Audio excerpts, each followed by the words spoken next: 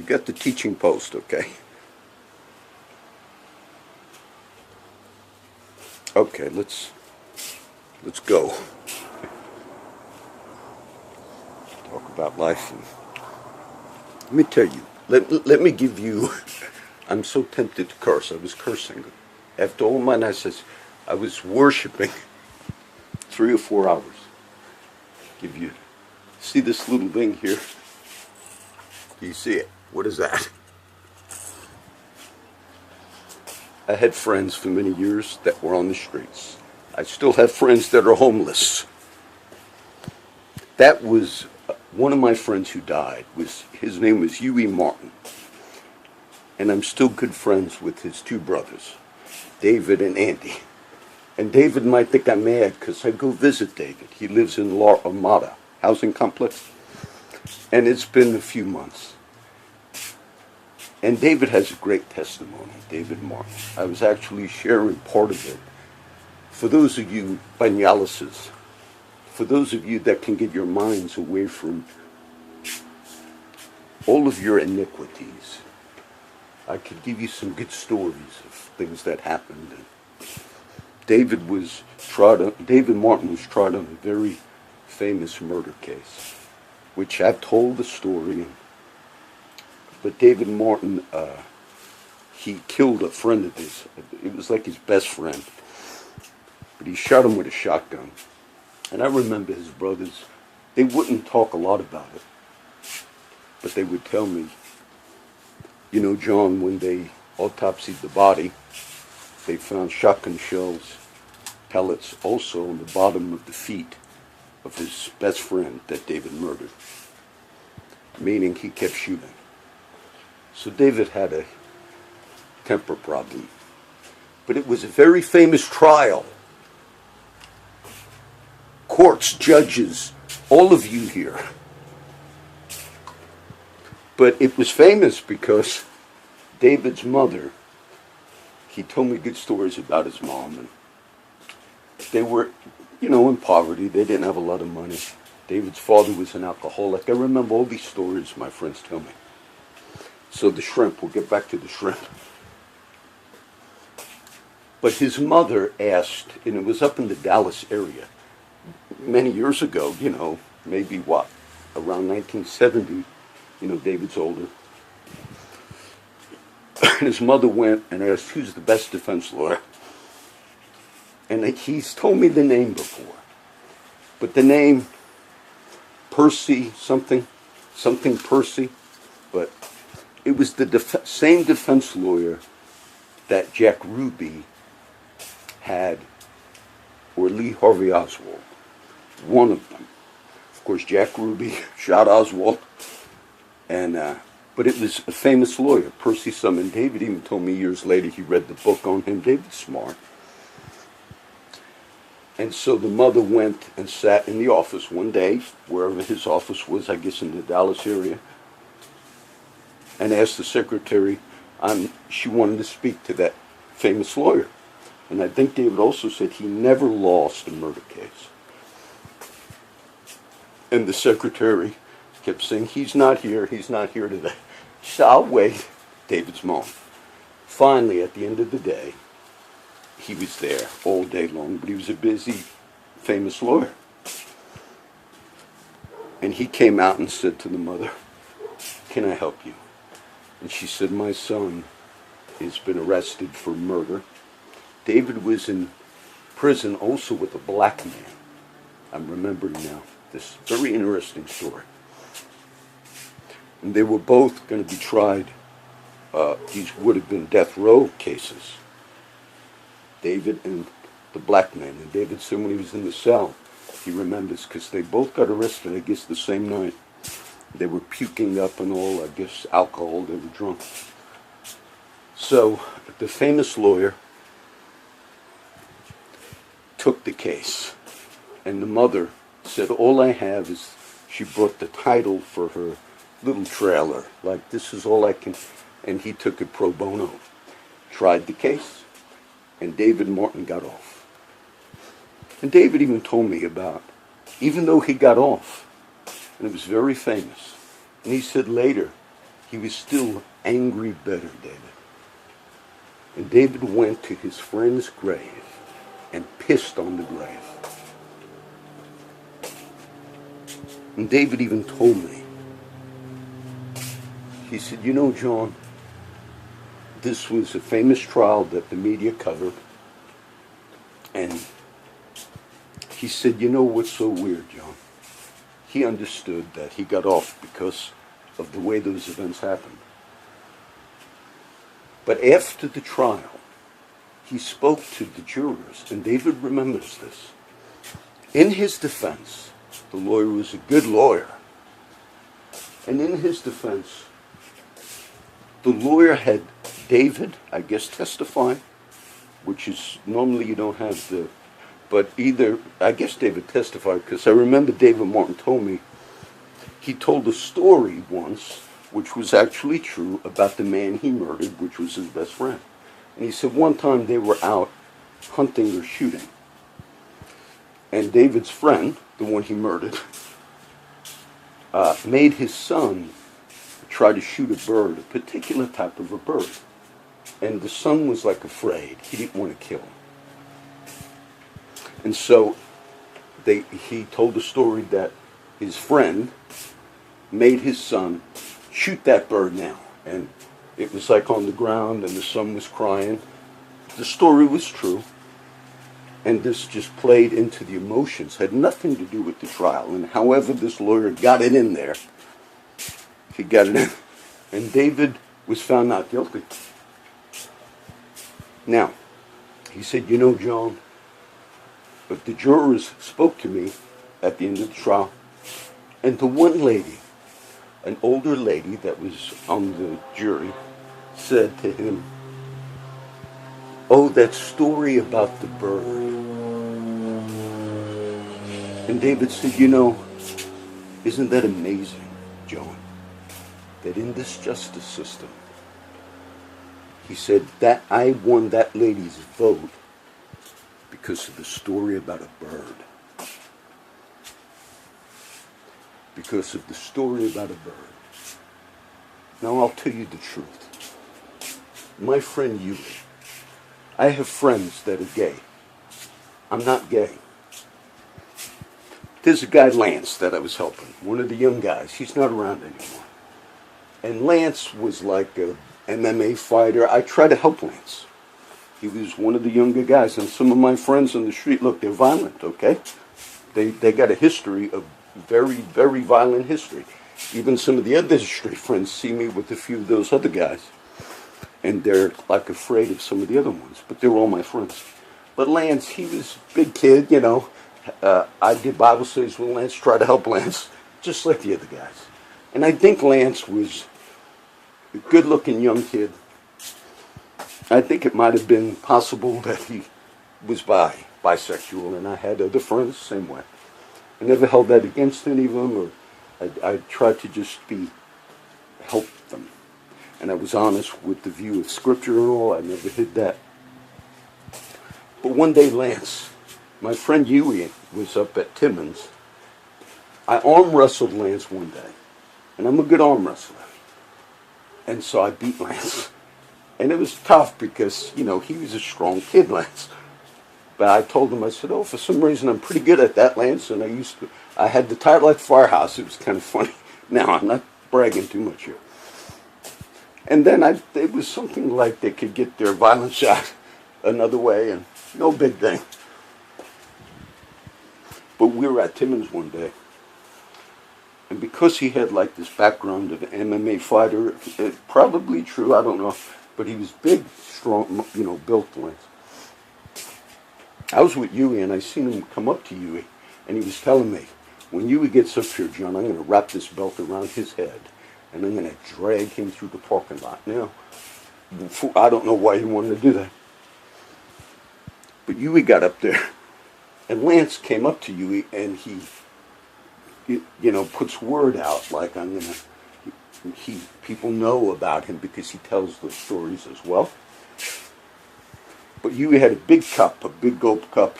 He walked up to Yui and drop kicked him and broke the cup. Now Yui got scared.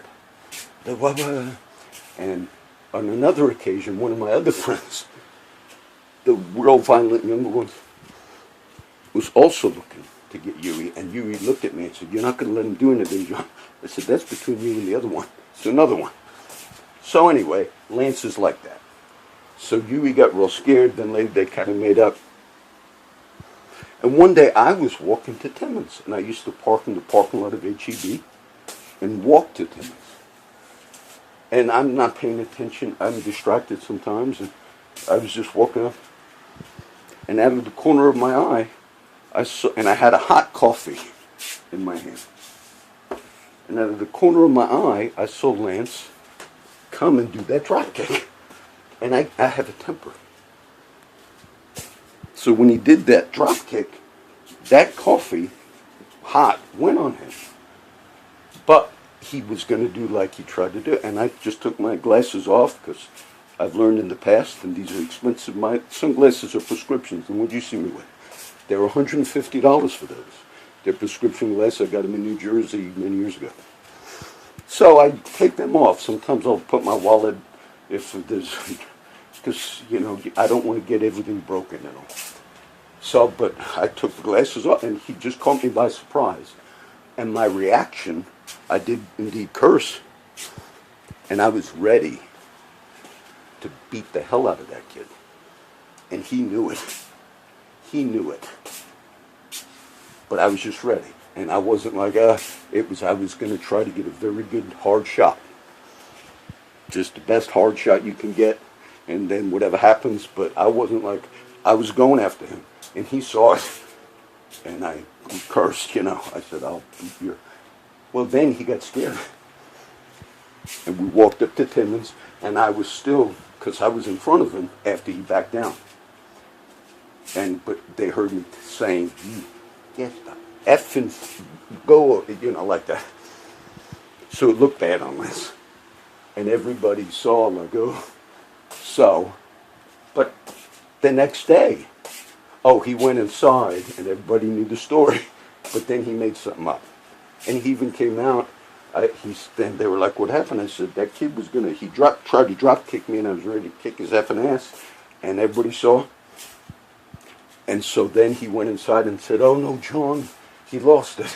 And he threw his coffee on me, but that's not what happened. I explained what happened. And then he asked me, he said, "Can you please not tell anybody else?" That's fine. The next day, I went up to Timmins again. And Lance was sitting outside. I guess he was ostracized. Everybody was in eating. And I walked up to Lance, "Hey." Art saw it. He said, "Oh, you made up." I said, "Yeah. I baptized Lance in North Beach." And he said, "John, can I get my papers?" I was helping him with his taxes. I had his papers here. Or they were still in the glove compartment. I was helping him. He had to do his taxes. He was going to get income tax. He had a history, though. I said, "Yes." He thought I was going to throw it. I held nothing against him. But a few months ago, my friend Andy asked me 2 or 3 times. And look, I'm being honest. He said, "John, that kid, he was the wrong name," but he said, "That kid, Lance," he was using another name. "He's going around telling everybody that you and him have been having sex. You and Preacher John have been having sex." I said, and he asked me, Andy's concerned. He says, "I have gay friends, John, but I just want to know the truth." I said, "Andy, I'm telling you, I'm not gay. And I haven't had sex with Lance." So, and then Andy asked me again. I said, "No, Andy, I'm telling you the truth." I said, "I'm not gay, and I'm not fooling around with men or women, though I have in the past with women." And then I said, maybe he's just mad because of what happened. But then, sure enough, I remember when I met Crow, he had, we'll go too long, but he had one of his ex-girlfriends, Kristen, who lives here in Turtle Cove. And I was made friends with Crow, and he speaks highly of me. And he said, "I'm going to introduce you to John, Preacher John." And then I remember Kristen said, "Oh, Preacher John, some other person." This is true. And that, I guess, is a preacher or into the Bible, but has problems. And I remember Crow said to Kristen, "Not him. John is totally different than the one they mistook." And then about 2 months ago, I was at the park, and a couple of friends that I know came up, and they were talking about Lance, and they were talking about him and Preacher John having sex. And when she said it, of course, the girl and her husband, I know them both, I can't give you the name of them. And it even struck me funny. Then I realized they were talking about this other person. I don't even know who he is. And believe me, I wouldn't make this up because I thought Lance actually was talking about me because he was mad. Just wound up, that's who he was talking about, some other person, because it clicked with me. And because the other girl sitting there, she knows me and she says, oh, Lance, he was sleeping with Preacher John. And then I realized it was this other person. I don't know the person. And I would not judge him. And even if I knew who it was, I would not out him. Or you, Ian, my friends.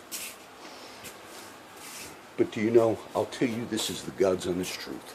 You corrupt bastards. You corrupt bastards who use this system. And you go around like... My friends used to have to give oral sex to people in authority. Okay? And it's not a one-time rumor. It was a known thing. And I said it, I've made videos on this when I first found out. I blew my stack, I gave the names of everybody. I gave the names of everybody.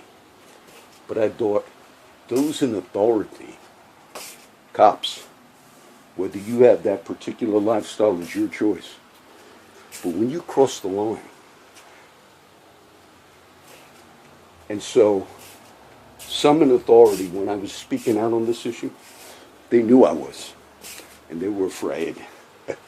Because one time my friend Huey did a favor for one of those people that are in authority, that are great fucking moral figures in this fucking community. And you got the gall to put pictures and paintings and corruption. So that cop knew I spoke on it. And I gave the name. And I said, I'm not sure if he makes them do it or it's just a lifestyle. But Huey came over one day. And he simply, as a friend of mine and a friend of the other people, he kind of let it be known. Because that person in authority thought, is John going to talk about my particular sexual orientation? Is he going to? And I guess you said, no, John's not like that, where he would just, he's not like an anti-gay preacher. John's our friend, and even if guys have that, he's never been, the only thing that I was mad at is if it was ever like forced. Person in a position of authority making people do favors. That was the only thing. Now, all of this is true. And so why the shrimp? And you ask me, you tell me about your true news. I see this shit go on for so many years out here. So, one day, this is just one story. I save the things that my friends give me.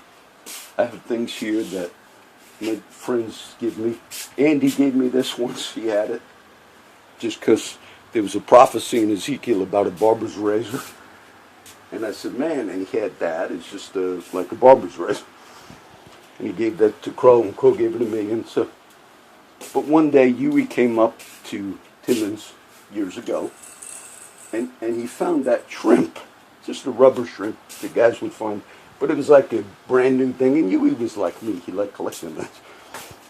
And said, look what I found. And he was a little collector. I said, man, I'd like to hang that up, because I used to hang things up in my vehicles. So he gave it to me.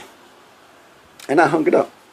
But then one day I had a bunch of stuff that fell, and I just cleaned this room out, and that shrimp and everything that fell, I just threw it in my little barbecue pit. And then Huey died. But after he died, I remember one day he said to me, you still got that shrimp, the little things they gave me. I said, yeah, I still got it, which I did. But then I remembered I had thrown it in that pit. I was going to just burn it when I burned the branches or whatever. And then he died. I said, oh, I want to keep that commitment. It's something silly like. So I dug out all my branches. This was a few years ago, and then I found it. But then I see. It makes me mad to see that some in authority not only maybe have, it's not just that they maybe have gotten away with things, but they had connections to possibly even use law enforcement or those in authority as their little tool or game. Because there were indeed times, Huey was one of them. When a cop told Huey many years ago, and this is not, said, get out of town, I don't want you in town. Because the problems they've had with homeless. And the cop said, if I ever see you back in Flower Bluff, I'll arrest you on spot without cause. And Huey lived in Port Aransas maybe 6 months. When he told me the story, he said, you know, John, I had to come back. And that was years before. He said, because this is my home. He said, sure enough, as soon as I got here, John, and I think he was walking like where my purse, he said, that cop, they all knew each other, okay? He said, he just picked me up and arrested me, and Huey did 5 days or whatever. And Huey just said, but how could he do that? How does he do that? I said, Huey, they lie, maybe, because you guys have the history. They say, oh, he did something. And then they use the judges as like little game here. And the judge just writes it off. Huey had a history, of course. But he didn't tell it to me in anger. He became friends. He did favors for that officer later, trying to calm John down. He did all that. But he said it like, how could they do that? And it put a intimidation in these guys. Like the lawyers, that when the San Antonio paper wanted to interview them, they didn't want to speak. You're damn right that gets me mad. That you would have the gall to walk around, whether it's a black robe or an officer's uniform. They're not all that way, but some are that way. And then to do these great moral things. And you have used it like your game. And I saw how they used the little jail thing. I think it's even on the video that I posted, the teaching video, believe it or not. The thing about John Cagle. I think I mentioned him at the end of that teaching video that I posted. How I could remember now, I don't know. But the abuse, and that only happens because you feel like this is your place. You might have corruption and payoffs and all this shit going on. And then you feel like you're comfortable. Because this is our La Raza. This is our... God sees everything. God sees everything. So, I wanted you to see that. I've seen such illegal shit go on with those that are in the police department here. And then just reading about this case. Reading about it. And then the one thing that pissed me off, besides all the other shit I was reading, is one of the official police things on the Manuel Banales car wreck was, even though the sign says 40, that was any civilian would have got reckless driving with that. Any of them. Because they said the normal speed limit there is 70 or 75 or whatever. He was going only 6 miles over. We normally don't ticket. Be fucking honest. You normally don't ticket correct if it's just a normal highway and there's no fucking wreck with cars strewn all over the fucking place, jaws of life, practically crippling that kid. Yes, normally you don't ticket. But when you have a reckless endangerment that almost kills somebody, went up the fucking embankment, the fucking truck, the cherry picker, went another 50 yards, then you fucking arrest. And I read that shit. And I'm thinking, the public is believing. The public is believing that cops won't make a fucking homeless guy give him a blowjob. Oh, that could never fucking happen. You are so fucking corrupt in this town. So, we ruined our fucking teaching video, and you're so fucking connected here. This is number one again.